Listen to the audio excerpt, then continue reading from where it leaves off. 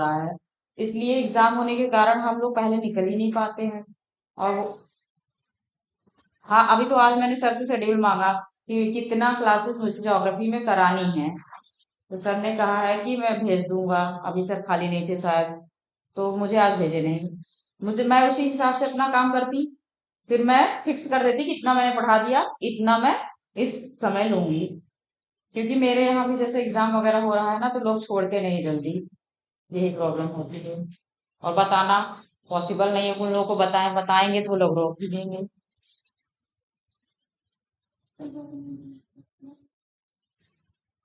एक चीज है, मैंने आपको क्या क्या करा दिया, मैंने लिथोस्फीयर करा दिया था। हाइड्रोस्फीयर जो है करा मतलब करा रही हूँ। हाइड्रोस्फीयर में मैंने ओशियंस, सीज और रिवर, आइलैंड, आइलैंड तो उसमें हुआ था, और लेक्स, इतनी चीजें हो गई। Towns and cities along the bank of reverse, ये हो गया। इतनी चीजें हो गई। आज मैं देख रही थी किसमें कितना क्वेश्चन आया है। तो ओशियन वाले में आईएएस में 2020 में और 21 में आया है क्वेश्चन, और सीज वाले में 14, 19, 17 में क्वेश्चन आए हैं। यूपीपीसीएस में 21 में आया है। और रिवर्स में जो है यूपी में आया है 18, 21, 20, 21। और रिवर वाले में से आईएएस में मतलब पहले के आए हैं, 20 के पहले आए हैं, मैंने उसे नोट नहीं किया। फिर आइलैंड्स में 5 में आया है आईएएस में, उसके बाद नहीं आया। और 21 में यूपी में आया है। 21 में 2 क्वेश्चन आए हैं यूपी में। और उसके बाद जो है आपका लेक्स है, लेक्स में 22 में आईएएस में क्वेश्चन आए हैं, 18 में आए हैं। और यूपी में जो है 15 में 2 क्वेश्चन आए हैं उससे। और क्वेश्चन था कि डीपेस्ट लेक कौन सी है, तो लेक बैकाल जो है वो डीपेस्ट है, बैकाल के संदर्भ में आया था। ठीक है। और एक क्वेश्चन आया था, एक क्वेश्चन तो ये आया था कि वर्ल्ड की डीपेस्ट लेक और ओल्डेस्ट लेक कौन सी है। और इसमें आया था, क्या कहते हैं, एक क्वेश्चन और आया था कि land of 1000 lakes, land of 1000 lakes किसे कहा जाता है, यूपीपीसीएस में आया था। Land of land of 1000 lake, तो 1000 झीलों की भूमि। ठीक है। तो फिनलैंड को बोला जाता है, फिनलैंड। हाँ, ये क्वेश्चन मेरे सामने भी कई सारे एग्जामों में बहुत बार आए हैं। बहुत नॉर्मल सा क्वेश्चन है, लेकिन जब ऐसा होता है ना, बड़ी बड़ी परीक्षाओं की हम तैयारी करते हैं, छोटी चीजें भूलते रहते हैं और नहीं ध्यान देते हैं। तो लेकिन जानते रहिए फिनलैंड में बहुत सारी चीजें हैं। तो ये है कि लैंड ऑफ 1000 लेक्स, फिनलैंड।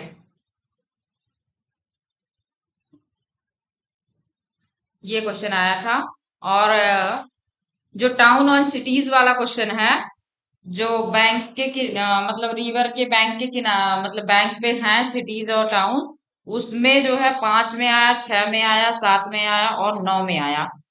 और यूपी में 17 में आया है। ठीक है। मतलब 2017 में लास्ट बार आया था सिटीज वाले से क्वेश्चन। अब 17 तक आया है, इसका मतलब आगे आता रहेगा, कभी भी पूछ सकते हैं वो, 3-4 साल बाद, 5 साल बाद रिपीट कर देते हैं। देखिए बात यह है, सरकारें बदलती हैं, क्वेश्चन के टाइप बदल जाते हैं।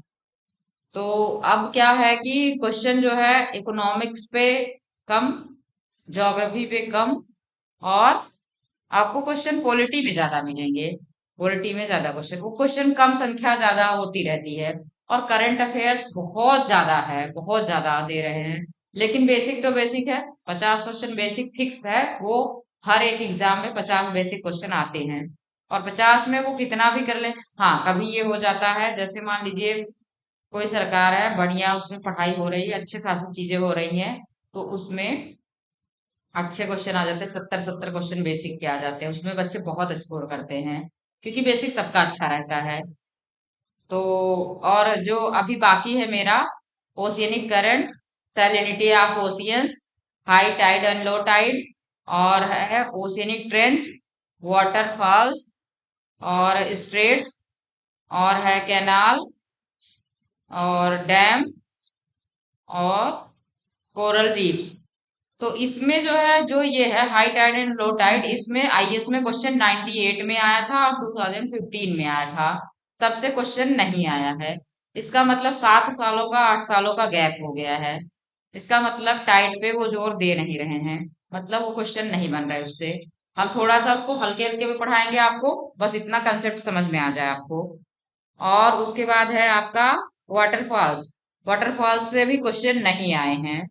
मैंने आईएएस का क्वेश्चन चेक किया, एक भी क्वेश्चन मतलब कि 2012-13 के बाद से नहीं आए हैं।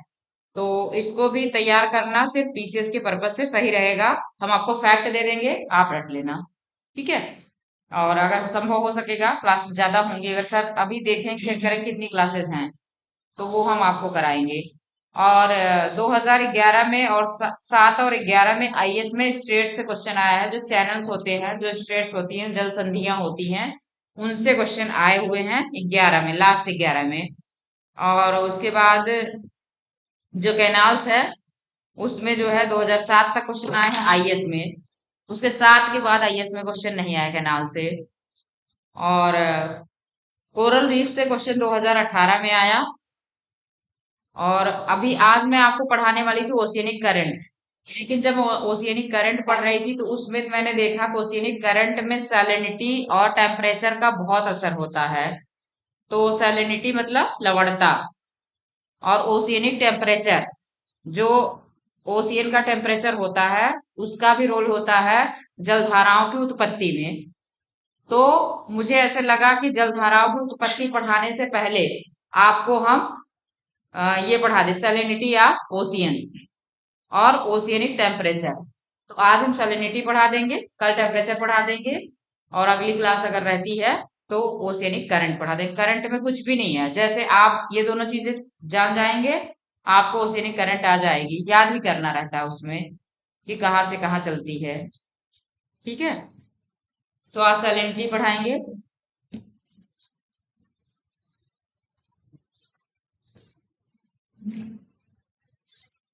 सबकी होगी ना, तो तुम्हारी क्यों करता।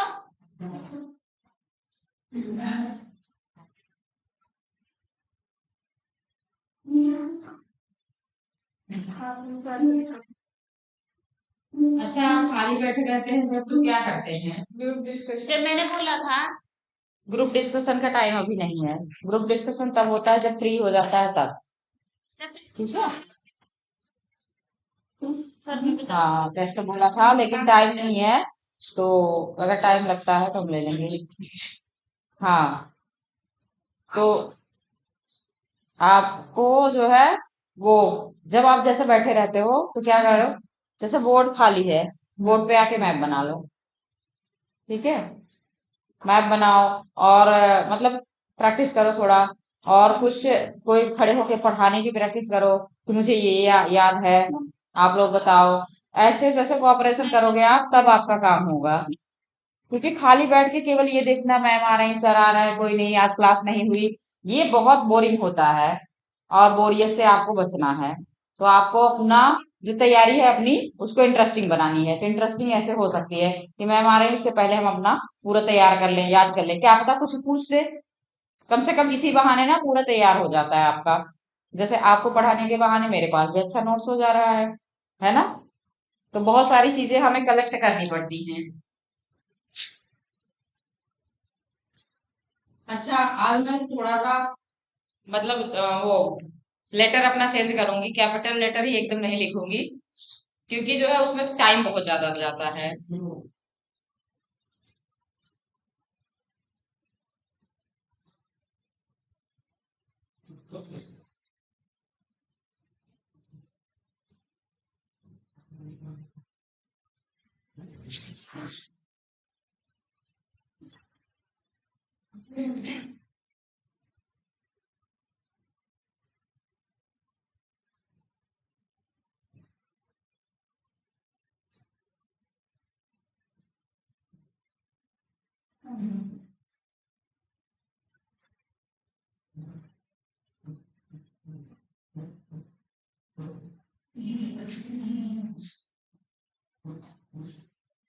विश्व में लवणता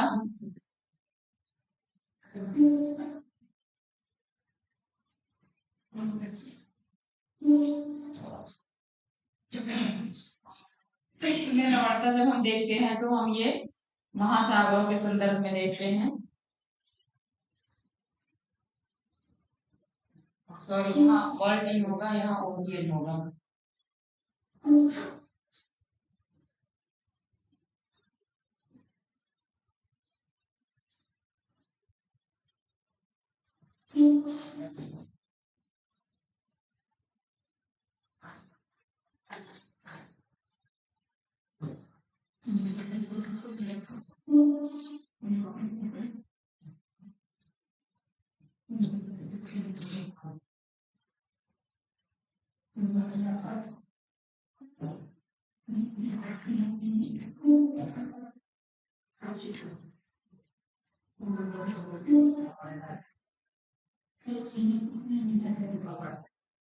तो लवणता जो होती है, लवणता हम किसी जल की एक यूनिट, स्टैंडर्ड यूनिट को उठाते हैं और उस यूनिट में हम देखते हैं कि उसमें कितना मात्रा में कोई लवण मतलब कि घुला हुआ है। तो जब हम 1 लीटर जल उठाते हैं और उसमें जो है मात्रा देखते हैं कितना प्रतिशत है, उसे हम व्यक्त करने के लिए प्रति 1000 ग्राम के हिसाब से व्यक्त करते हैं। जो लवणता ये चल रहा है ना लग गया क्या वो इन्वर्टर वगैरह जो भी था।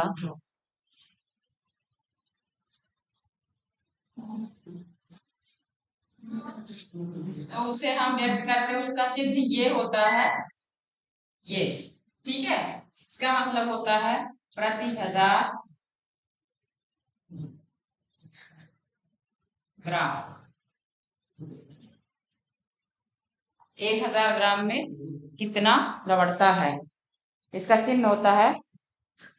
हम आपको हिंदी और इंग्लिश दोनों में एक एक लाइन लिखा देते हैं कि लवणता क्या होती, किसे कहते हैं, दोनों लिख देते हैं। ये जाएगा तो नहीं ना, ऑफ नहीं होगी स्क्रीन ना। इसे अभी हम बता रहे हैं फिर से।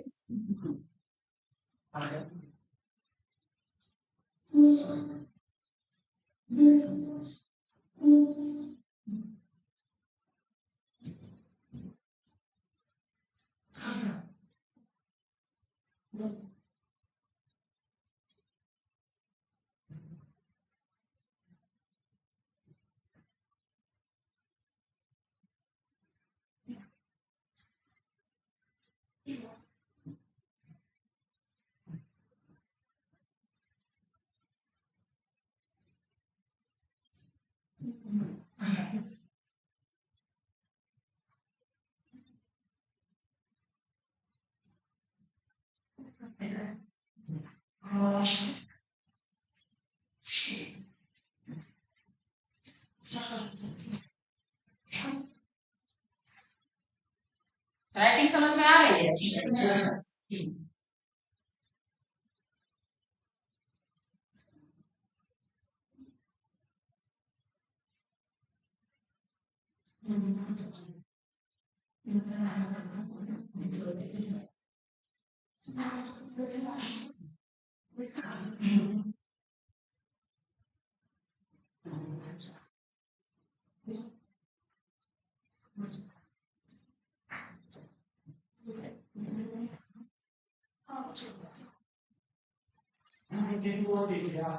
हिंदी बोलते हैं? चलो ठीक है। लवणता किसी जल निकाय में घुले, लवणता किसी जल निकाय को आप ऑब्लिक करके जल राशि भी लिख सकते हैं। लवणता किसी जल राशि या जल निकाय में घुले नमक की मात्रा है।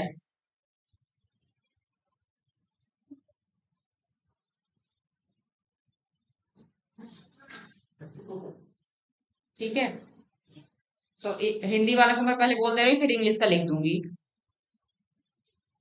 लिख लेंगे। कितने लोग हैं इंग्लिश वाले? अकेले? अच्छा, चलो ठीक है, हिंदी वाले लिख लें। औसतन, औसतन विश्व के महासागरों में, औसतन विश्व के महासागरों में, मैं हिंदी का बोलते रहती हूँ, इंग्लिश का लिखते रहती हूँ, ऐसे सही रहेगा।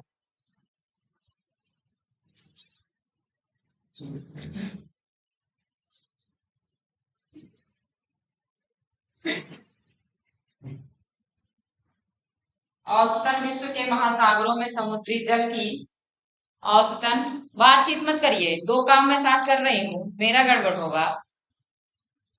औसतन विश्व के महासागरों में समुद्री जल की लवणता,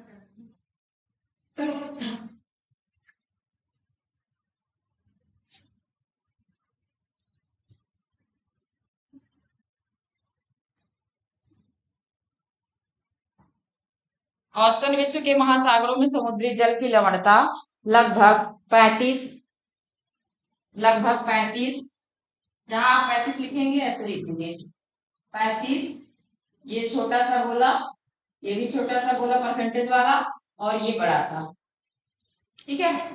35 लिख के ये वाला निशान लगाएंगे आप, ठीक है।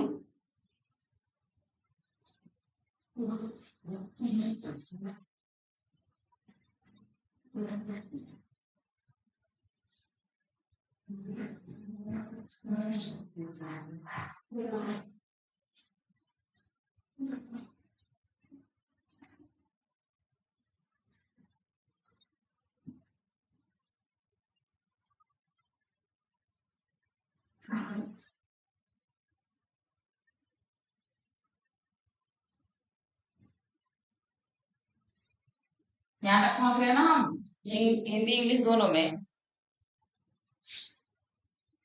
35 या 35 भाग प्रति हजार, या जैसे इस चीज को आप बोल नहीं पाते कि क्या बोले, इसको बोला जाता है 35 भाग प्रति हजार, 35 भाग प्रति हजार है, 35 भाग प्रति हजार है।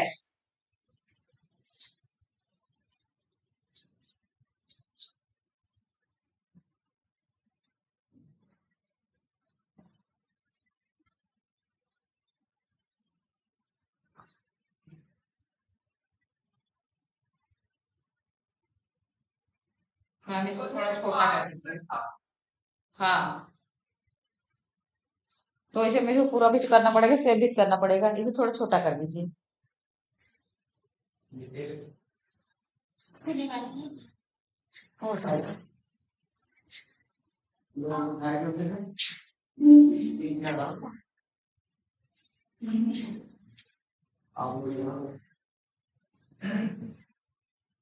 वो तो मुझे लग रहा है अनयोग हो गया।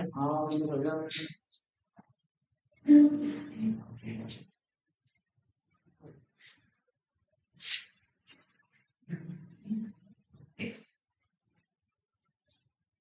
ये हाँ,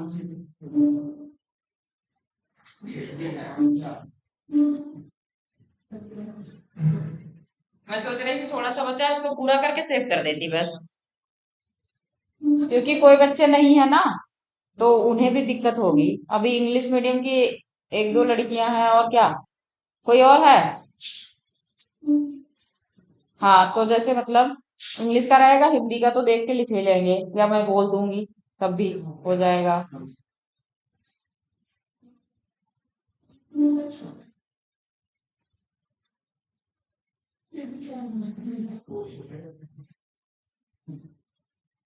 ये तो और बड़ा ही हो गया।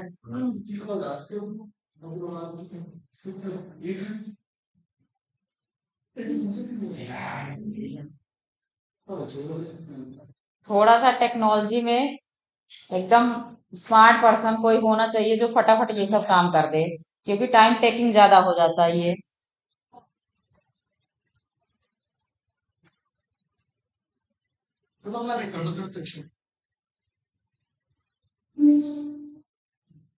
पार्ट्स पर थाउजेंड, बस इतना ही लिखना है आपको, ठीक है। तो इतना तो आपको मालूम हो गया, इतनी चीज। अब आपको हम बताएंगे कि महासागरीय लवणता के लिए उत्तरदायी कारक कौन कौन से हैं, ठीक है। तो हिंदी वाले पहले लिख लें, वैसे हिंदी इंग्लिश हम साथ ही लिखेंगे, उसे सेव भी करेंगे। अच्छा, सेव हो जाएगा ये, सेव है, सेव करो फिर से, और इसे टाइप कर देगा, सही आ रहा है, नहीं इतना बड़ा आ रहा है।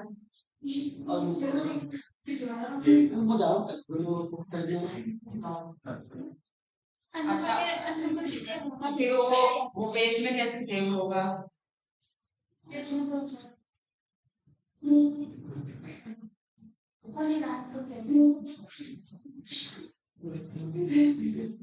सब भी हो जा रहा है।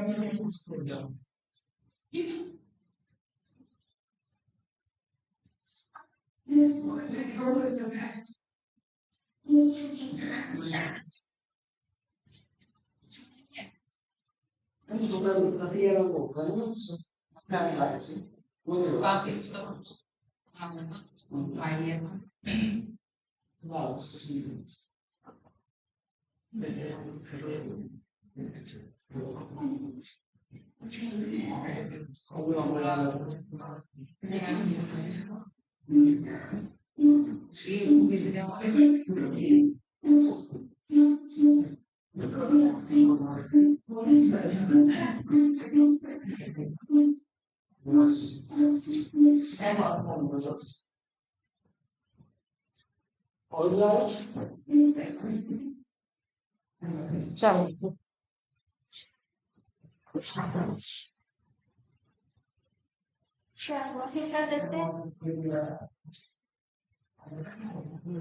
हाँ, हिंदी वाले लिख ले एक चीज और। इसका मतलब यह है कि, इसका मतलब यह है कि प्रत्येक 1 लीटर, प्रत्येक 1 लीटर, और ब्रैकेट में प्रत्येक 1 लीटर, ब्रैकेट में लिखेंगे 1000 मिलीलीटर। इसका मतलब यह है कि प्रत्येक 1 लीटर, ब्रैकेट में लिखेंगे 1000 मिलीलीटर समुद्री जल में, समुद्री जल में 35 ग्राम नमक घुला होता है, 35 ग्राम नमक घुला होता है।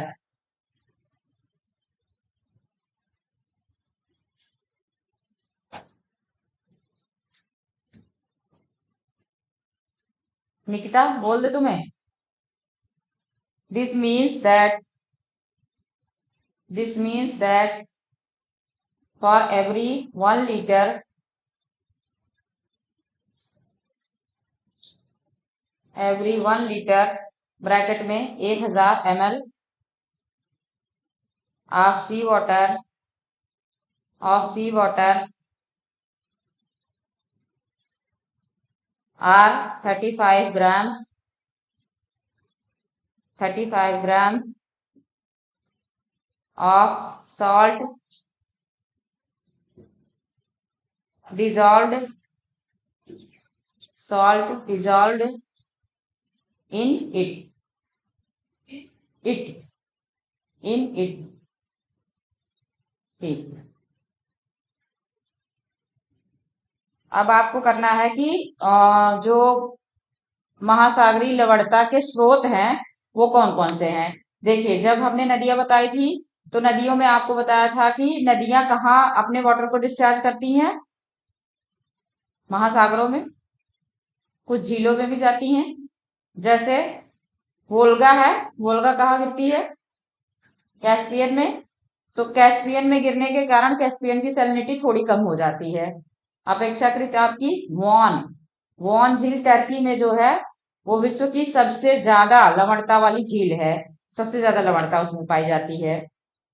और उसके बाद है आपकी डेड सी लेक, डेड सी में भी जो है कोई नदी ऐसी गिरती नहीं है, तो उसकी भी लवणता बहुत ज्यादा पाई जाती है। अभी हम आपको तीनों चारों लिखा देंगे। हाँ, तीन है, तीनों लिखा देंगे। और कौन कौन से कारक हैं जिसके कारण जो है लवणता महासागरों की बढ़ जाती है? तो ऐसे 5-6 कारक हैं। 6 कारक मुख्य रूप से हैं, और कुछ गौण कारक भी होते हैं, लेकिन मुख्य रूप के कारक जो होते हैं वो एग्जाम में ज्यादा पूछे जाते हैं। मैं आपको उसमें लिखाती हूँ।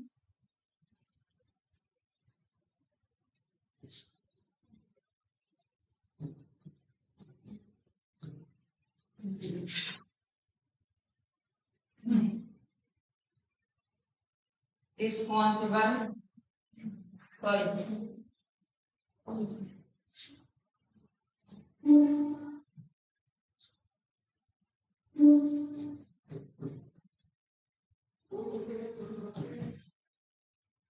फैक्टर्स रिस्पॉन्सिबल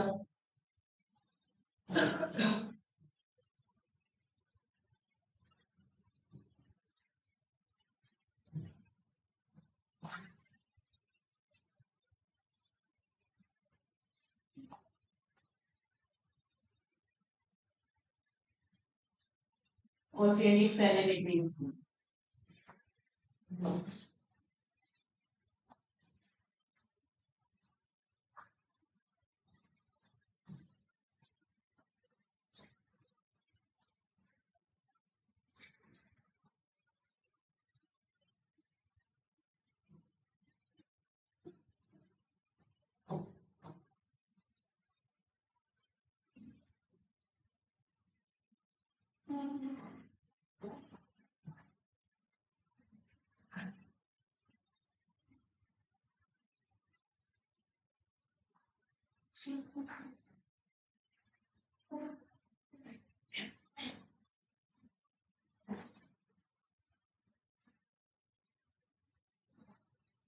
पेट का पेपर किस किस का है किसी का? पहला फैक्टर सर इवेपोरेशन। है किसी का? आगरा है सेंटर।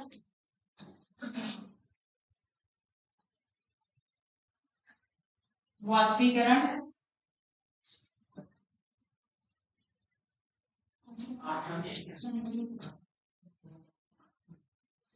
आजमगढ़ का यहाँ है। देवरिया का भी है। रामपुर का भी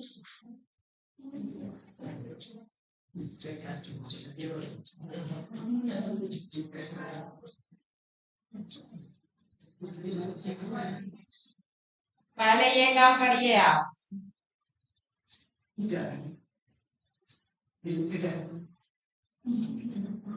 अगर आप केवल टैबलेट और लैपटॉप के लिए पढ़ रहे हैं तो वो तो आप कमा के भी खरीद सकते हैं, लेकिन अगर आप सरकारी नौकरी या जो है आईएएस अधिकारी बनना चाहते हैं तो वो आप जो है कमा के नहीं पढ़ सकते हैं। उसे आपको पढ़ के तब कमाना पड़ेगा। ठीक है, पहले पढ़ेंगे तब बनेंगे। और अगर आप जो है लैपटॉप और टैबलेट के लिए यहाँ आते हैं तो ये जान लीजिए कि वो तो आप कभी भी खरीद लेंगे, कमा के खरीद लेंगे। सच बताऊं, अगर आपके में क्वालिटी है तो आप जितना है 100% अपना दिमाग बस पढ़ाई में लगाइए। देखिए आपके पास इतने सारे लैपटॉप और टैबलेट हो जाएंगे कि आप दान दिया करेंगे। मेरे पास टैबलेट पड़ा है लेकिन किसी काम का नहीं है, गिफ्ट कर दें। वो आपके भी काम का नहीं होगा क्योंकि अब नई जनरेशन के आ गए हैं।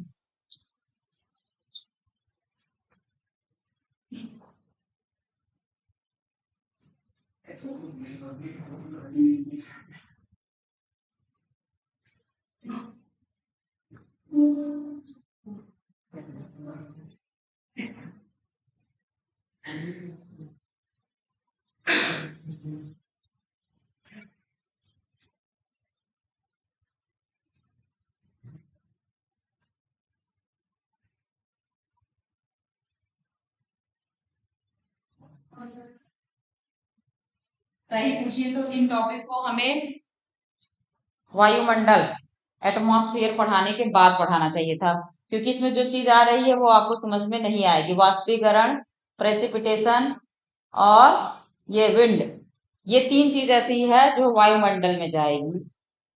है ना। थोड़ा थोड़ा बताएंगे, फिर वायुमंडल जब पढ़ाएंगे तो उसके साथ टच करेंगे इसको, तब आ जाएगा समझ में, 2 बार आपका हो जाएगा।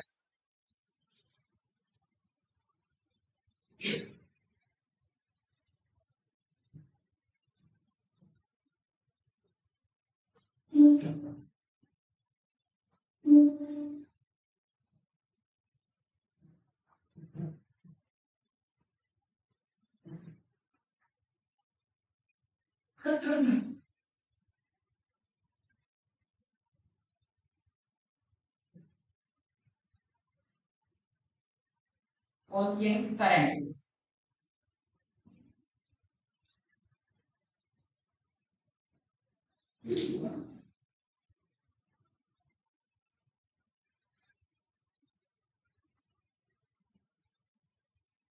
सही लिखते हुए,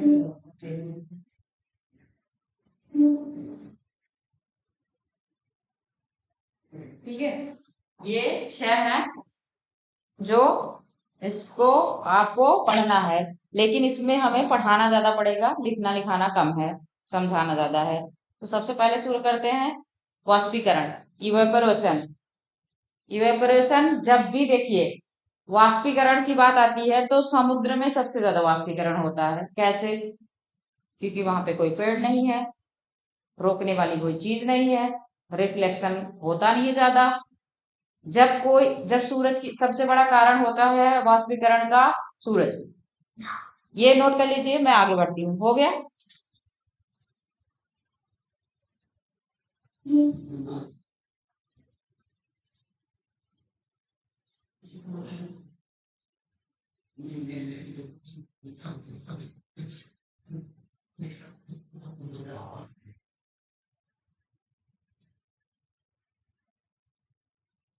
कौन सी रेखा?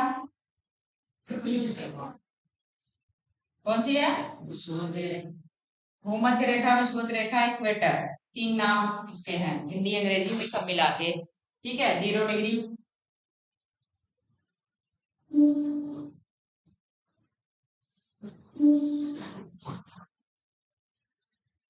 ये कौन सी रेखा?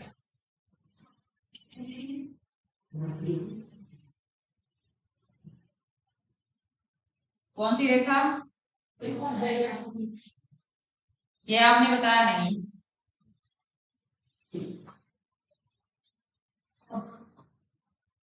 जब तक आप नॉर्थ साउथ नहीं बोलेंगे तब तक पता नहीं लगेगा कि कौन सी रेखा बोल रहे हैं। 23.5 उत्तर में भी है, दक्षिण में भी है। तो सूर्य की किरण सबसे ज्यादा सीधी कहाँ पड़ेगी? इक्वेटर पर, क्योंकि ये सीधे है। और यहाँ जब भी किरण पड़ेगी तो ये जो है, ये कर्व जो है पृथ्वी का, तो हम छोटे में देख रहे हैं, एक्चुअल में तो पृथ्वी बहुत बड़ी है। तो सूरज की जो किरणें जो पड़ती हैं इस कर्व के कारण यहाँ पे तिरछी पड़ती हैं। ये किरणें यहाँ पे तिरछी हो जाती हैं। ठीक है। जैसे टॉर्च जलाते हैं तो सीधा फोकस बीच में जाता है, और अगल बगल वाली किरणें ऐसे हो जाती हैं, फैल जाती हैं, तिरछी हो जाती हैं। इसी कारण यहाँ पर किरण सीधी नहीं पड़ती है, और इस यहाँ पर टेम्परेचर कम होता है। यहाँ पर टेम्परेचर सबसे ज्यादा इस एरिया में, इसके इस एरिया में टेम्परेचर सबसे ज्यादा। ठीक है, सबसे ज्यादा टेम्परेचर होता है यहाँ पे, तो यहाँ पे वाष्पीकरण सबसे ज्यादा होगा, है ना। जब वाष्पीकरण सबसे ज्यादा होगा तो वर्षा की संभावना भी सबसे ज्यादा होगी। तो वाष्पीकरण सबसे अधिक होने के कारण, लेकिन वाष्पीकरण होने से क्या होगा, जल ऊपर खिंच जाएगा, हवा में चला जाएगा, और नीचे का नमक जो रहता है महासागरों में, वो नमक उसी में बचा रह जाएगा। तो नमक जब जो है बचा रह गया, धीरे धीरे जल ऊपर जा रहा है, खिंच रहा है। वैसे जहां से उठाता है सूरज, जहां से वाष्पीकरण करता है, वहीं तो बरसाता नहीं है, वहां से उठा के ले जाके हवा की दिशा में दूसरी जगह बरसाता है ना। मतलब ये कहा जाता है कि जब सूरज पानी धरती से खींचता है तो पता नहीं लगता, लेकिन जब बारिश के रूप में देता है, मतलब ईश्वर जब छीनता है तो नहीं पता लगता, लेकिन जब देता है छप्पर फाड़ के देता है ना। तो वही हाल होता है कि जब सूरज जो है पानी को खींचता है तो पता नहीं लगता, लेकिन जब वो बारिश होती है तब पता लगता है। तो ऐसे ही जहां इक्वेटर के समीप सबसे ज्यादा वाष्पीकरण होता है वहां वर्षा भी सबसे ज्यादा होती है। और जब वर्षा सबसे ज्यादा होगी तो ये बताइए, जब महासागरों में वर्षा होती है, महासागरों के ऊपर ज्यादा वर्षा होती है, ठीक है, उसमें पानी जब मिल रहा है, आप एक नमकीन पानी गिलास में ले लो, उसमें बार बार पानी मिलाते रहो, तो उसकी सैलिनिटी अपने आप कम हो जाएगी। वही हाल यहाँ पे वाटर का होता है।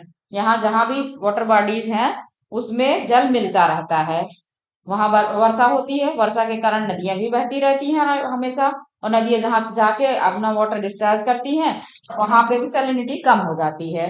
होना चाहिए वास्तव में यहीं पे वाष्पीकरण सबसे ज्यादा, तो यहीं पे सबसे ज्यादा सैलिनिटी होनी चाहिए, लेकिन होती नहीं है। ये कारण हो गया क्योंकि वर्षा सबसे ज्यादा हो जाती है। उसके बाद उसके उत्तर में चलते हैं हम और दक्षिण में, तो वहां पे वाष्पीकरण कम, लेकिन वर्षा भी कम, वर्षा भी नहीं होती उतनी। तो वर्षा न होने के कारण जो है वहां पे सैलिनिटी ज्यादा, ठीक है। जैसे जैसे हम उत्तर की तरफ बढ़ते हैं पृथ्वी पे, पूरी पृथ्वी पे जैसे जैसे उत्तर और दक्षिण की तरफ बढ़ते हैं या कहें ध्रुवों की तरफ बढ़ते हैं, वैसे वैसे हमें सैलिनिटी में वृद्धि मिलती है, ठीक है। तो हम इसको लिख सकते हैं कि उच्च अक्षांश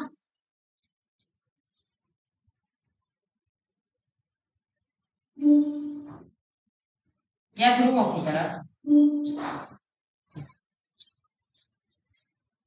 ध्रुवों की तरफ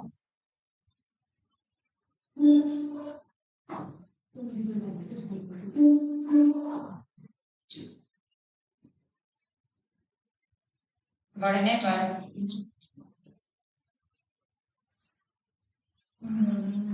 सैलिनिटी में वृद्धि होती है।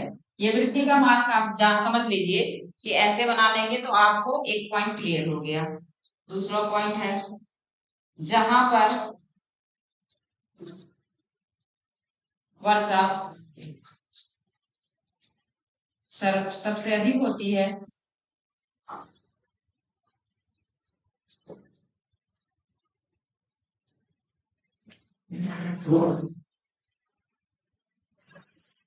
वहां सैलिनिटी क्या होगी, अधिक की कम, कम, वहां पर सैलिनिटी कम होगी। ये दो पॉइंट क्लियर हो गए। ये एस जो मैं बना रही हूं ये सैलिनिटी है आपकी, ठीक है।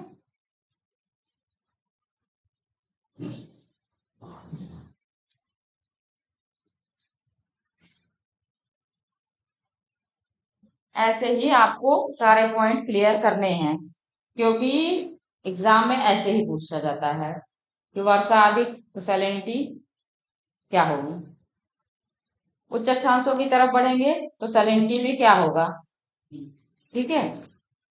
तो ऐसे ही आपका एक एक पॉइंट क्लियर होगा इसमें। अब है ये तो एक आपको वाष्पीकरण हो गया। पवन, पवन, पवन देखिए, अगर हम कहें तो एयर भी कह सकते हैं, हवा भी कह सकते हैं हिंदी में ना, लेकिन हवा पवन में अंतर है। पवन क्या होती है, वह किसी एक निश्चित स्थान से बहती है और किसी एक निश्चित समय पर। पवन का यह नेचर है कि जो विंड होती है, विंड एक निश्चित समय से और एक निश्चित दिशा से बहती है। जैसे हम ट्रेड विंड का नाम जानते हैं, व्यापारिक पवन, जो पूर्वी व्यापारिक पवन होती है और पश्चिमी व्यापारिक पवन होती है, दो प्रकार की होती है, ठीक है। तो जब जो है इंग्लैंड के लोग हमारे यहाँ आ रहे थे तो उन्हें जो है वो हवाएं ढकेल के ले आई थी पश्चिम की तरफ से, पश्चिम की तरफ से बह रही थी, और जब वो जाने लगे तो पूर्वी हवा जो है उन्हें ले गई, तो उन्होंने उनका नाम दे दिया ट्रेड विंड। मतलब हम व्यापार करने जाते हैं तो हमारी ये सहायता करती है, तो उसका नाम दे दिया ट्रेड विंड, व्यापारिक पवन। तो वो व्यापारिक पवने हैं, लेकिन हम सबको व्यापारिक पवन कह नहीं सकते कि पूरब से हवा आ गई तो हम व्यापारिक पवन कह दें। वो निश्चित समय पर और निश्चित दिशा में ही बहती हैं, ठीक है, और वो पूरी पृथ्वी पर बहती हैं, पूरी धरातल मतलब पूरी पृथ्वी पर ही बहती हैं। जैसे ये वाला आगे चल रहा है, वो पहला पॉइंट था ये आपका पहला पॉइंट क्लियर हुआ है, वाष्पीकरण वाला।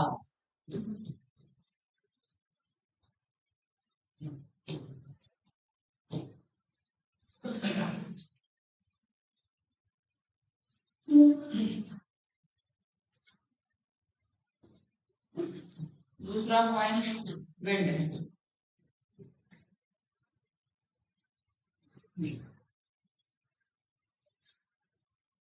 ये तो आपको पता चल गया है, इसलिए बनाने की जरूरत नहीं है। इधर से हवाएं इधर को चल रही हैं। वैसे तो ये तिरछी होती नहीं है,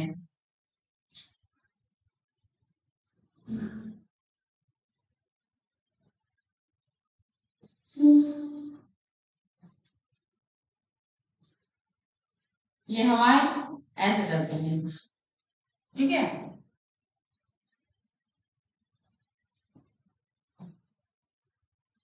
अब आप पूछेंगे क्यों चलती हैं हवाएं, ऐसे क्यों चल रही हैं, ये इधर की तरफ क्यों नहीं चल रही हैं, है ना। लॉजिक तो होगा कुछ इसमें, लॉजिक है। ये जो 0 डिग्री है, यहाँ पे अधिक तापमान। अब आप जितना पढ़ते जाएंगे उसमें आपको वही सूरज वाला फैक्टर मिलेगा।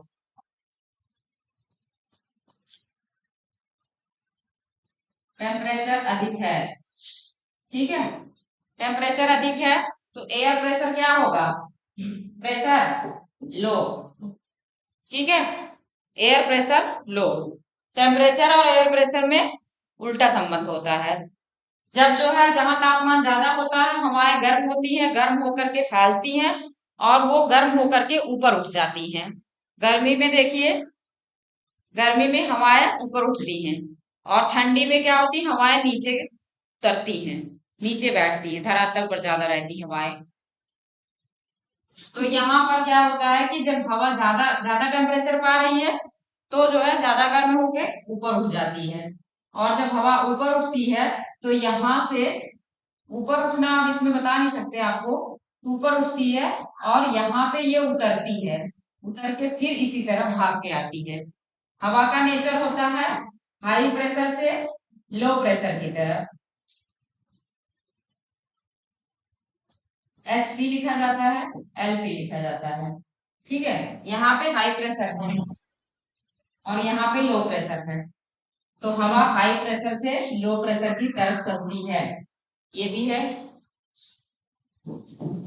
हाई प्रेशर से लो प्रेशर की तरफ।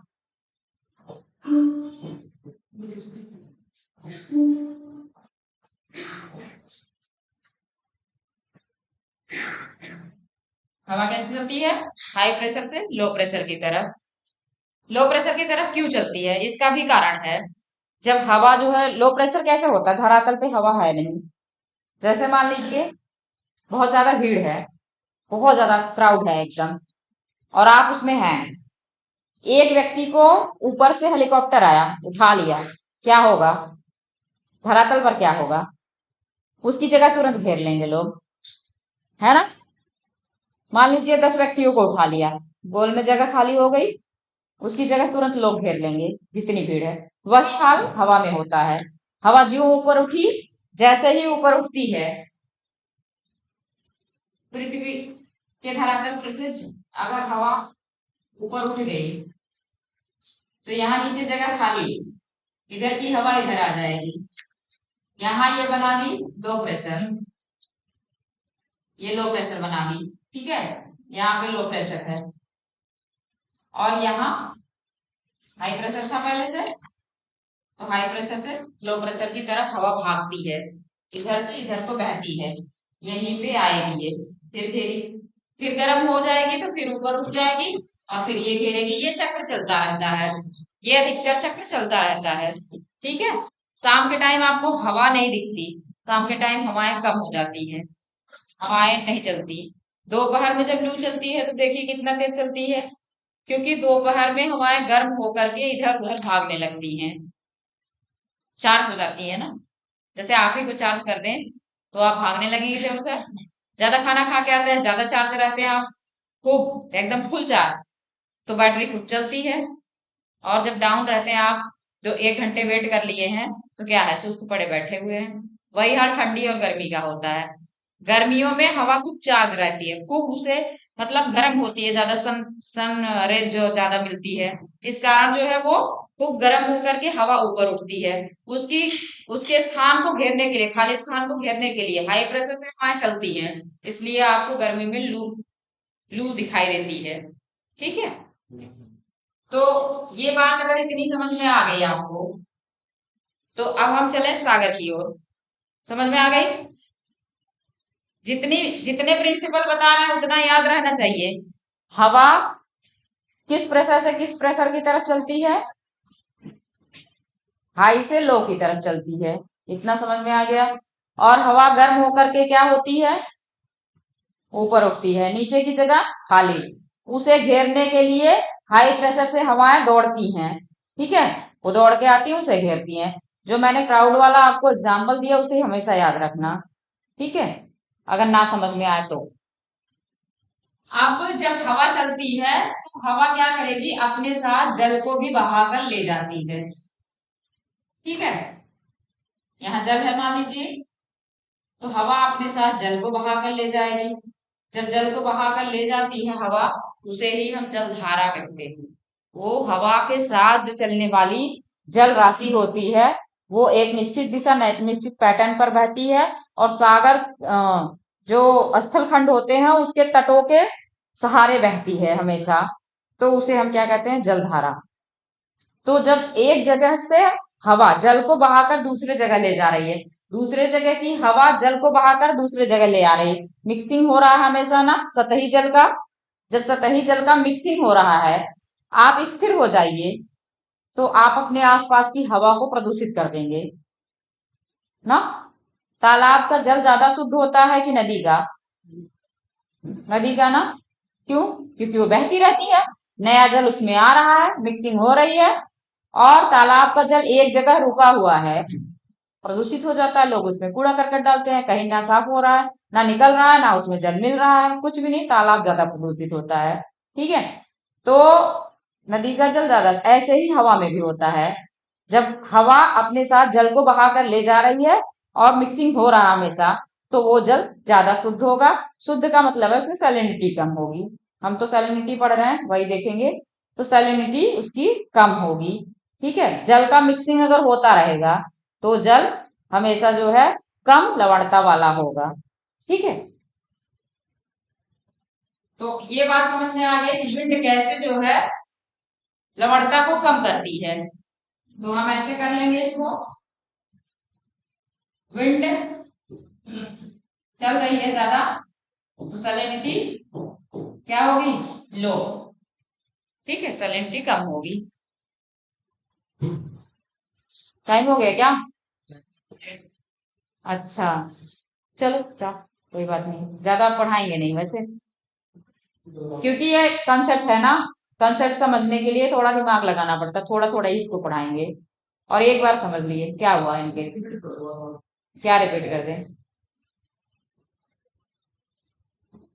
हाँ, अगर खूब तेज हवा चल रही है तो वो जो है सैलिनिटी को कम करेगी, क्योंकि हवा जो है अपने साथ जल को बहा कर ले जाएगी, और जल का मिक्सिंग होगा, जब जल जो है मिश्रित होता रहेगा, एक जगह का जल दूसरे जगह जाता रहेगा। जल धाराएं चलती है ना जहाँ, अभी जल धाराओं वाला भी पैटर्न बताएंगे आपको। जल धाराएं जब चलती है ना तो वहां का जल जो है फ्रेश होता रहता है अपने आप, वहां सैलिनिटी मतलब लवणता कम होती है। ठीक है, इतनी बात हो गई। अब है रिवर वाटर। रिवर वाटर आपको पहले ही बता चुके हैं।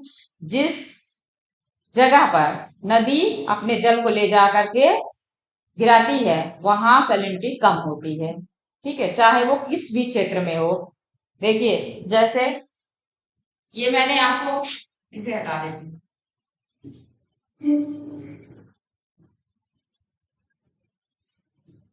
मैंने आपको बताया कि उत्तर में जाएंगे क्या होगा, सैलिनिटी बढ़ेगी।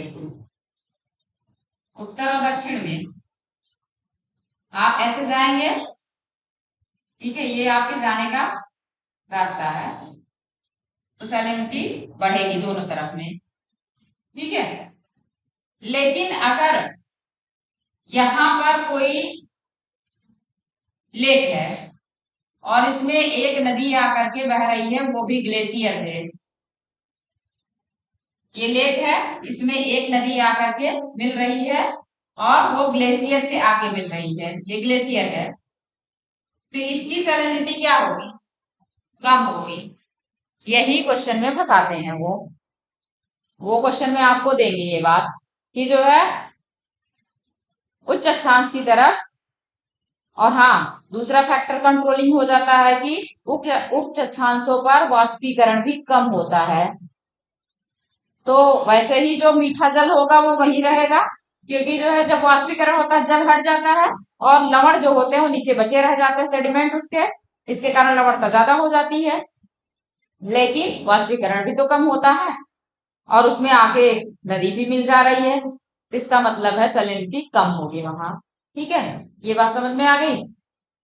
अब है हमारा प्रेसिपिटेशन, वर्षण। प्रेसिपिटेशन मतलब होता है वर्षण, मतलब वर्षण में आपके तीन चीजें आती हैं। वर्षण में क्या क्या आएगा?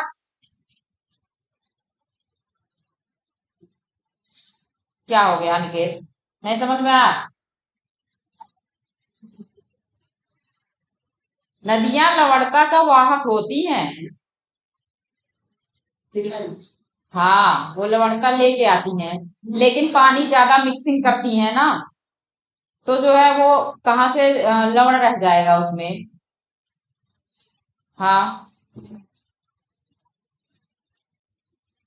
जल ज्यादा होगा ना।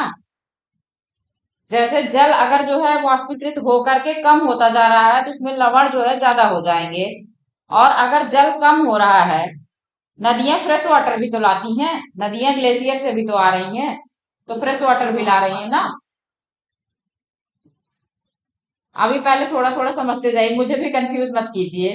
अगर आपकी बात मुझे सही लग रही है, एक तो है देखिए नदियां, जो स्थल खंड हैं, स्थल खंड लवणता के सबसे बड़े स्रोत हैं।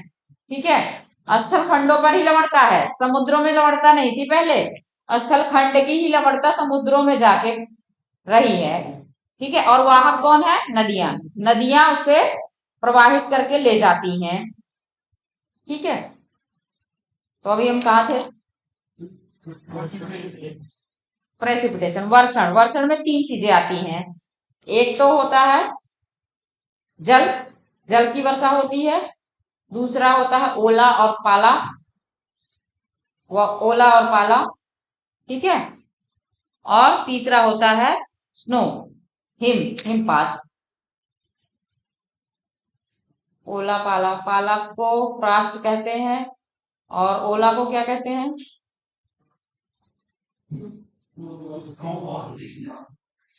स्नो नहीं होती वो। हाँ,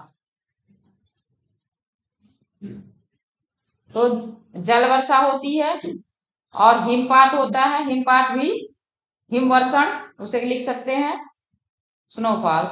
और ओला और पाला भी उसी का रूप है। ठीक है, लेकिन कोहरा नहीं होता वर्षण में, एक बात ध्यान रखिएगा, कोहरा वर्षण में नहीं होता। कभी कभी वो ये भी पूछेंगे, अभी जब हम आएंगे एटमॉस्फेयर में तब आपको बताएंगे, कोहरा वर्षण में नहीं होता। क्यों? कोहरा जो है नीचे से ही बनता है, कभी ऊपर से बरसता नहीं है। कोहरा हमारी धरती की नमी है। ठीक है, अभी खेत देखिए आप, खेतों में जब खूब नमी रहती है और ऊपर की हवा गर्म रहे तो रात में कोहरा बन जाता है, हवा गर्म और ठंडी जब मिलेंगी तो कोहरा बन जाती है। थोड़ा सा जो पानी होता है ना वो कंडेंस हो जाता है, तो नीचे ही धरातल के समीप ही कोहरा दिखाई देता है, आप ऊपर जाओगे तो कोहरा आपको नहीं दिखेगा। कोहरा हमेशा धरातल के समीप होता है, तो इसलिए उसे वर्षण नहीं कहते। कुछ मतलब कंफ्यूज करने के लिए कभी कभी क्वेश्चन में कर देते हैं कि वर्षण में निम्नलिखित में से क्या शामिल है। तो ओला पाला जो आसमान से बरसे, हमारे हिसाब से आसमान से जो बरसे वो वर्षण है। ठीक है, उसे प्रेसिपिटेशन कहेंगे। नहीं सॉरी, हाँ प्रेसिपिटेशन ही होगा ना। मैं इवेपोरेशन और प्रेसिपिटेशन में बहुत कंफ्यूज हो जाती हूँ, मुझे दोनों शब्द एक ही जैसे लगने लगते हैं कभी कभी। तो बस इतना मैं आज बताऊंगी आपको, ओशियनिक करंट और वोल्केनो ये दो बच रहे हैं, कल समझाऊंगी। ठीक है, क्योंकि ज्यादा बोलना और आपको ज्यादा सुनना समझना ये भी घातक हो सकता है। उड़ रहा होगा ना, आ रहा है, चलो ठीक है, बढ़िया। लेकिन आके जाए ना तब ठीक है। आके अगर चला गया तो ठीक नहीं है। तो जो अच्छा रहेगा वही आपकी शिक्षा रहेगी, मैंने बताया था ना।